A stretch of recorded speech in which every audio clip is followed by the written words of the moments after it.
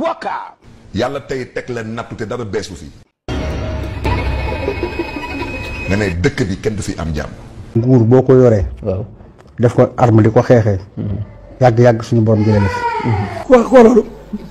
on n'est plus en république. en république am na ay jéego kenn du ko def. amatuma lu muy prouvé fii ci réew mi xam lu bari fekkee lu bari man lu bari nag. te menaces yooyu ñuy def kuñ menacé mën nga leen menace lu ko raw. ma ne état bu Sénégal. yor na saay-saay yoo xam ne. dégg nga léeg-léeg ñuy menacé nii dañ leen di menacé di leen napp di leen wax góor du nangu borom góoram di ko menacé ak di ko napp. bu doon maa ngi ci réew mi hélicoptère lay envoyé ñu yore ñëpp. amay dégg. on est plus en république. en république. gis nga gàcce dara ka koy faj. wuyu bandi mooy bàyyam. gis nga ñoom la ñuy wax nañ leen jël comme leçon et non pas le prendre en acte et comme dit. hélicoptère lay envoyé ba bombardé ñëpp yi dañuy bés bi dee. non heure dee bu jotee ku deewul doo góor. fii luñ fi def ëllëg wala ñu fi wax nit mën na ko digaaleeg ñoom. xam ngeen man su ma génnee suma kër léppay xumbate dagan. Attention. Eba, Agosar, c'est parti. Eba.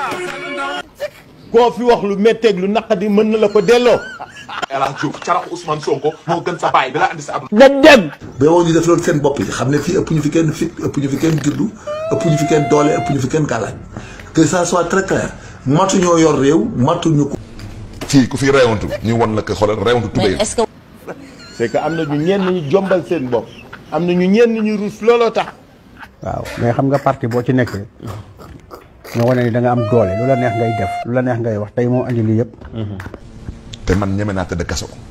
damay dégg taal suma oto dem man kese def lu may def dem tëddi suma kaso ak naan ndox laa ñamale. faites attention à Barthélémy Dias du ma seen morom laa wax. quand j'étais jeune socialiste su amoon ñi daan ngandaloog di balbal dañ leen wax ne xoolal réewande kenn gisul fu ñu koy jaayee ku mu neex réew. du ma seen morom faites très attention. mbubb la ku ko sol mu jot la ku mu neex nga réew. te bu leen ma fontoo nag laa wax. faut que les gens comprennent que on en a assez. fa laa jëm ci waxtu on continue.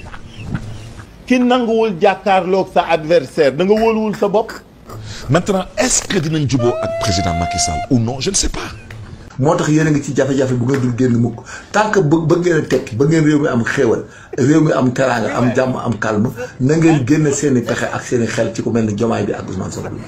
nguur doole boo ko amee. waaw loo ko xeex yàlla li mu gën a fonk mooy doomu aadama. yàlla li mu gën a ku teral jaamam yi mu teral la.